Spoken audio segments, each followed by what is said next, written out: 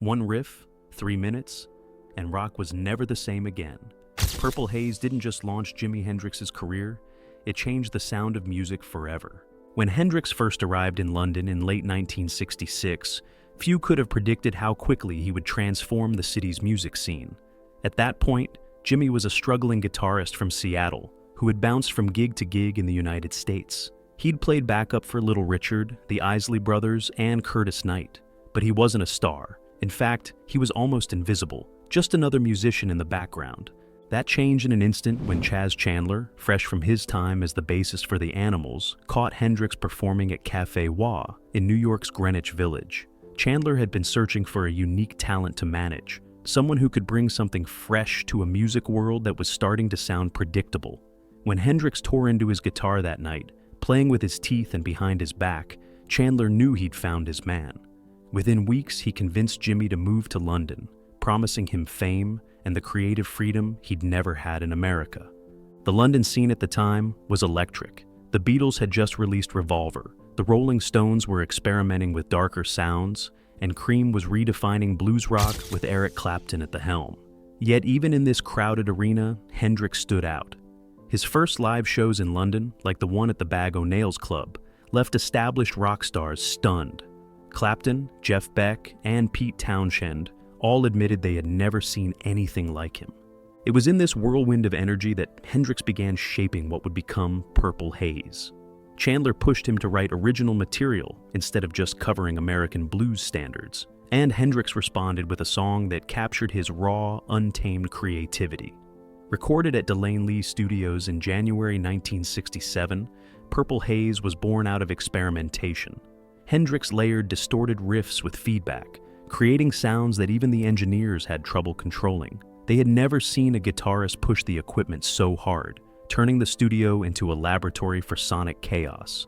The first time Hendrix played Purple Haze live at the Roundhouse, the audience didn't quite know what hit them. Some were mesmerized, others were bewildered, but no one could ignore it. This wasn't the polite guitar playing of the British invasion. It was louder, dirtier, and more dangerous. Hendrix was tearing down the walls of traditional rock, and Purple Haze was his wrecking ball. But Hendrix wasn't just creating noise. He was inventing a new language for the guitar, something no one else could even attempt, and the world was about to find out what it meant. But it wasn't just the sound. It was the story behind it that made people wonder. The lyrics of Purple Haze remain some of the most debated in rock history. Purple haze all in my brain. With just one line, Hendrix set the tone for a song that felt like a hallucination wrapped in sound. To some, it sounded like madness. To others, it was a prophecy. And to Hendrix, it was simply a reflection of the confusion he often carried within himself. He once explained that the inspiration came from a dream he had, one so vivid that it felt like reality. In the dream, he was walking underwater, unable to breathe, surrounded by a strange purple fog that blurred everything around him. It was both terrifying and beautiful. When he woke, he scribbled down fragments of words and phrases that would become the skeleton of the song. In Hendrix's mind, it wasn't about chemicals or rebellion. It was about disorientation, love, and the surreal ways the human mind processes emotion. Still, fans and critics weren't buying the dream explanation. The late 1960s was the height of the psychedelic movement, and LSD was practically a symbol of the counterculture. The term Purple Haze seemed almost too perfect, like a wink at those living on the edge of altered consciousness. Rumors spread quickly that Hendrix had crafted an anthem for the psychedelic experience, with each lyric serving as a hidden reference. "Is it tomorrow or just the end of time?" was read as a line about tripping so hard that time itself dissolved. Hendrix, though, never confirmed those theories. In fact, he denied them outright. In interviews, he laughed at the idea that the song was about drugs, insisting it was really about love. He pointed out lines like, "Excuse me while I kiss the sky," which many fans famously misheard as "excuse me while I kiss this guy." To Hendrix, that misinterpretation perfectly symbolized the chaos of the song. Everyone heard what they wanted to hear. There's another theory, less known but just as intriguing. Hendrix was a fan of science fiction, especially the work of Philip José Farmer. Some suggest the title Purple Haze was inspired by Farmer's story, Night of Light, where cosmic rays bathe the earth in a purple glow, altering reality itself. It's easy to see the connection. Hendrix was blending cosmic ideas, dreams, and raw emotion into a single surreal canvas. What made the lyrics powerful was their ambiguity. They didn't lock the listener into one meaning, they invited endless interpretations. For the dreamers, it was poetry. For the counterculture, it was rebellion. For the romantics, it was a love song disguised as madness. Hendrix never tried to control the narrative. He let the mystery grow, and that mystery became part of his legend. And yet, for all the fascination with the words, it was the sound, the way Hendrix delivered those words, that truly burned them into history. And yet, behind the wild lyrics was a sound unlike anything rock had heard before. The opening riff of Purple Haze is now burned into the DNA of rock music, but back in 1967, it sounded like something from another planet. The very first notes unsettled listeners, built on the infamous tritone, the so-called devil's interval. Centuries earlier, church authorities had tried to suppress this sound because of its eerie, unstable tension. Hendrix, whether consciously or not, resurrected that forbidden note and used it to announce his arrival. It was bold, menacing, and unlike anything else on the radio. Then there was the way he played it. Hendrix didn't approach the guitar like other musicians of his time. He was left-handed, but instead of buying a left-handed guitar, he flipped a right-handed Fender Stratocaster upside down, restrung it, and bent it to his will.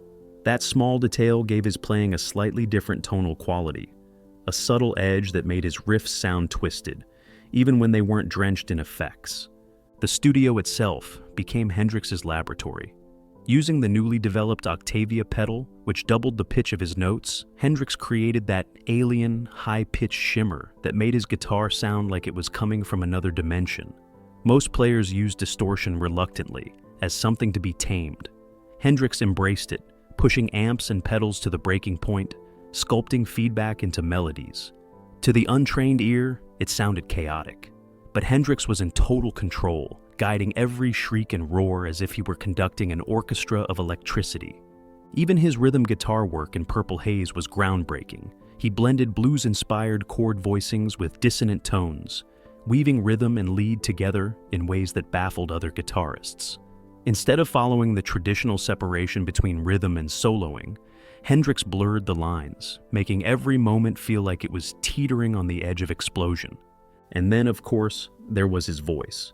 The vocals weren't polished or smooth, they were raw, drenched in reverb, and slightly distorted, giving them the same hallucinatory quality as the guitar. The way Hendrix sang "Purple Haze All in My Brain" felt less like lyrics and more like a spell being cast. For many listeners in 1967, Purple Haze sounded dangerous.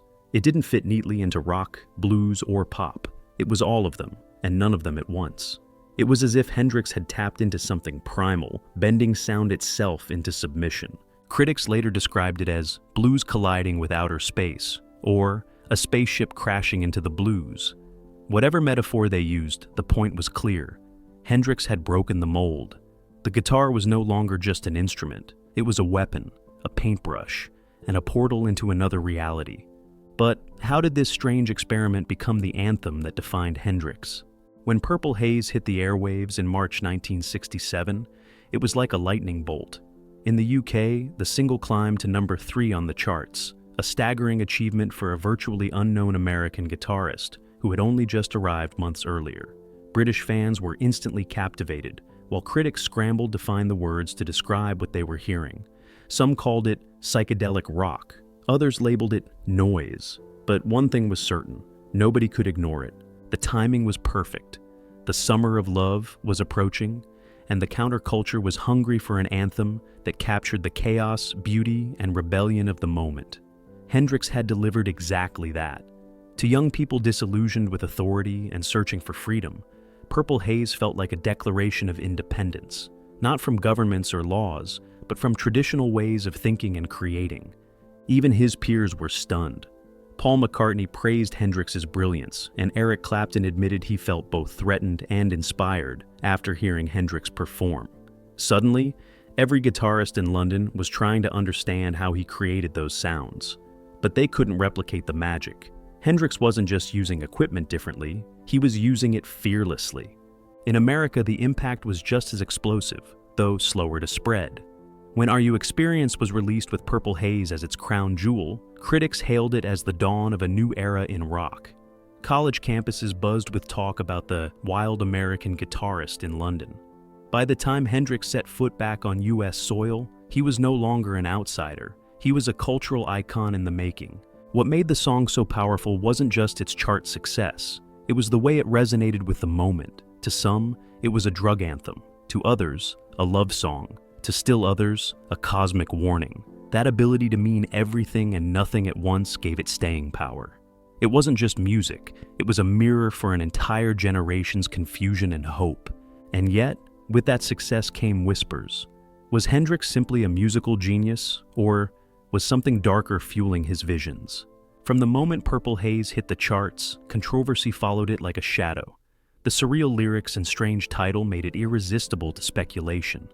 Almost immediately, conservative voices accused Hendrix of slipping drug codes into the song, claiming Purple Haze was slang for a powerful form of LSD. The problem? No such drug actually existed. But in the late 1960s, when LSD was at the heart of the counterculture, the rumor didn't need to be true. It just needed to sound believable. Some American radio stations went so far as to ban the track, fearing it would corrupt impressionable young listeners. Ironically, those bans only made the song more intriguing. Teenagers sought it out precisely because it felt forbidden. Hendrix, meanwhile, seemed amused by the hysteria. In interviews, he brushed off the drug rumors, often grinning as he explained the song came from a dream, not a trip. He insisted it was about the disorienting feeling of falling in love, something that could make your head spin just as much as any hallucinogen. Still, the gossip wouldn't die. Fans obsessed over the lyrics, dissecting every line. Is it tomorrow or just the end of time? Was Hendrix predicting the apocalypse or describing a psychedelic breakdown? Even the famous line, "Excuse me while I kiss the sky," fueled debate. So many listeners misheard it as, "Excuse me while I kiss this guy," that Hendrix himself leaned into the joke, sometimes singing it that way on stage while pointing to a bandmate.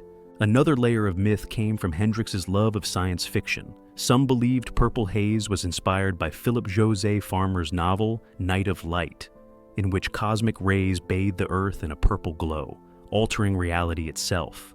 Whether or not that was true, the theory only deepened Hendrix's mystique.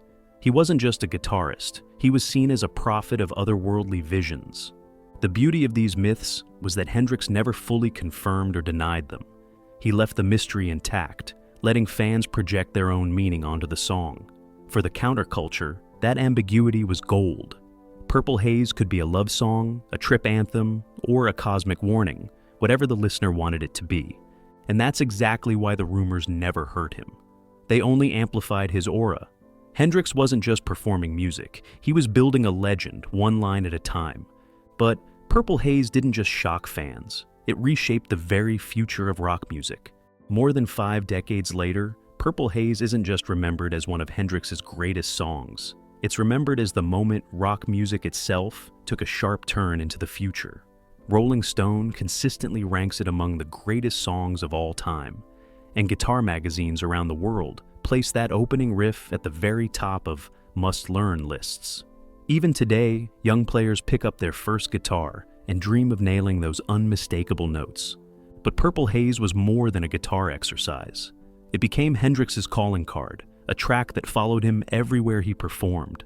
At the Monterey Pop Festival in 1967, when he stunned the crowd by setting his guitar on fire, Purple Haze was the song that led into the chaos. At Woodstock in 1969, its warped cosmic energy rolled across a sea of nearly 500,000 people, echoing through the counterculture like a rallying cry. Every time Hendrix played it, he stretched it, bent it, and reimagined it, turning a 3-minute single into a sprawling, otherworldly experience. Its influence spread like wildfire. Guitarists like Eddie Van Halen cited Purple Haze as the moment they realized the instrument could do more than anyone had imagined.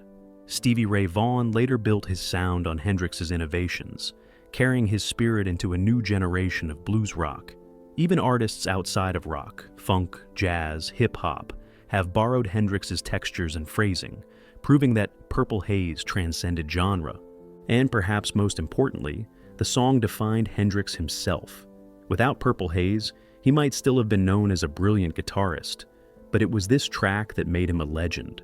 It captured everything that made Hendrix unique: the dreamlike lyrics, the fearless experimentation, the willingness to push his guitar, his voice, and even the boundaries of music itself into uncharted territory. Today, the opening notes of Purple Haze are instantly recognizable to nearly anyone, even those who don't listen to rock. It has become shorthand for Hendrix's genius, a reminder of how one young man with one guitar could alter the course of music history forever. Purple Haze wasn't just a song, it was the spark that made Jimi Hendrix immortal. One riff changed rock forever, and one dream turned into a legend. If you love uncovering the stories behind the music that shaped history, make sure to subscribe to Backstage Melody, where every note has a story.